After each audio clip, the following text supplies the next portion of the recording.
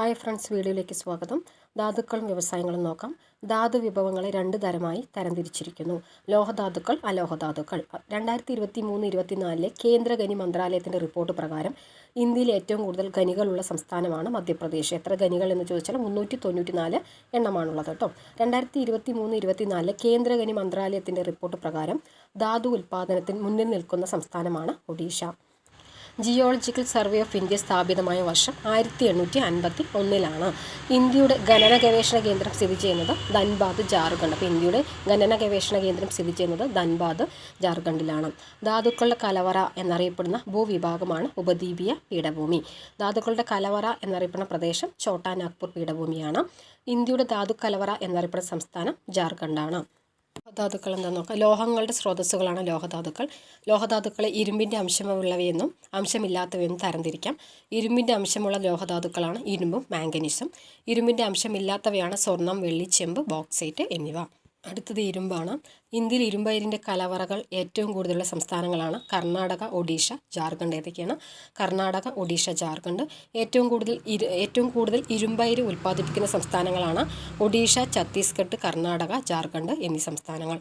ഇരുമ്പയിര് ഉൽപ്പാദിപ്പിക്കുന്ന മറ്റ് സംസ്ഥാനങ്ങളാണ് ആന്ധ്രാപ്രദേശ്, ഗോവ, മധ്യപ്രദേശ്, മഹാരാഷ്ട്ര, രാജസ്ഥാൻ എന്നിവ. ഇന്ത്യയിൽ ഖനനം ചെയ്യുന്ന 50 മുതൽ 60% വരെ ഇറക്കുമതി ചെയ്യുന്ന രാജ്യങ്ങളാണ് ജപ്പാൻ, കൊറിയ, യൂറോപ്യൻ രാജ്യങ്ങൾ, ഗൾഫ് രാജ്യങ്ങൾ എന്നിവ.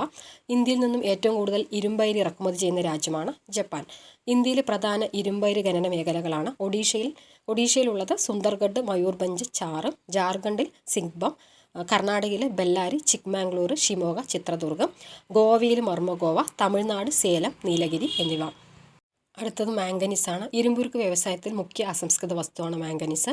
ഇരുമ്പുമായി കൂട്ടിക്കലർത്തി സങ്കരലോഹങ്ങൾ നിർമ്മിക്കുന്ന എന്നതാണ് മാംഗനീസിൻ്റെ പ്രധാന ഉപയോഗം. ഇരുമ്പുമായി കൂട്ടിക്കലർത്തി സങ്കരലോഹങ്ങൾ നിർമ്മിക്കുക എന്നതാണ് മാംഗനീസിൻ്റെ പ്രധാന ഉപയോഗം. ലോകത്തിലെ മാംഗനീസ് നിക്ഷേപത്തിൽ 20% ഇന്ത്യയിലാണുള്ളത്. ഏറ്റവും കൂടുതൽ മാംഗനീസ് ഉൽപ്പാദിപ്പിക്കുന്ന രാജ്യമാണ് ദക്ഷിണാഫ്രിക്ക.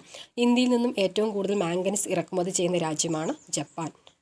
അടുത്തത് ചെമ്പാണ്. വൈദ്യുതോപകരണ വ്യവസായങ്ങളിൽ ചാലകമായി ഉപയോഗിക്കുന്ന ലോഹമാണ് ചെമ്പ്. ലോകത്തിൽ ഏറ്റവും കൂടുതൽ ചെമ്പ് ഉൽപ്പാദിപ്പിക്കുന്ന രാജ്യമാണ് ചിലി. ചെമ്പ് ഉൽപ്പാദനത്തിൽ മുന്നിൽ നിൽക്കുന്ന ഇന്ത്യൻ സംസ്ഥാനങ്ങളാണ് മധ്യപ്രദേശ്, രാജസ്ഥാൻ, ജാർഖണ്ഡ്. ഏതൊക്കെയാണ്? മധ്യപ്രദേശ്, രാജസ്ഥാൻ, ജാർഖണ്ഡ് എന്നിവ.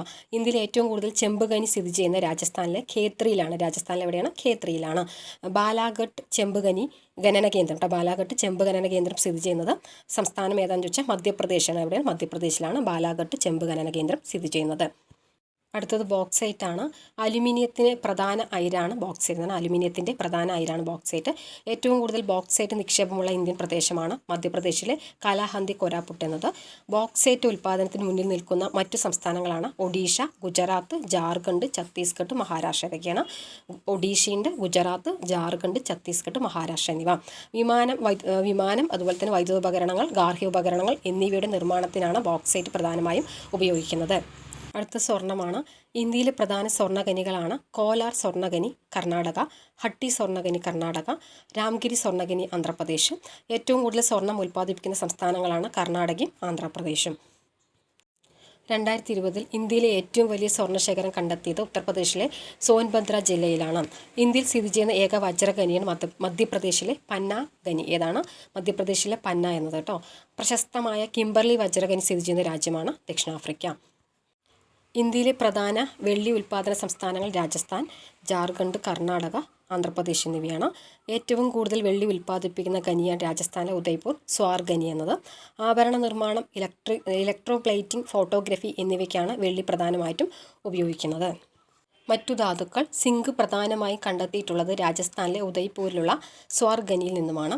വുൾഫ്രാമൈറ്റ് ടങ്സ്റ്റണിൻ്റെ പ്രധാന അയിരാണ്.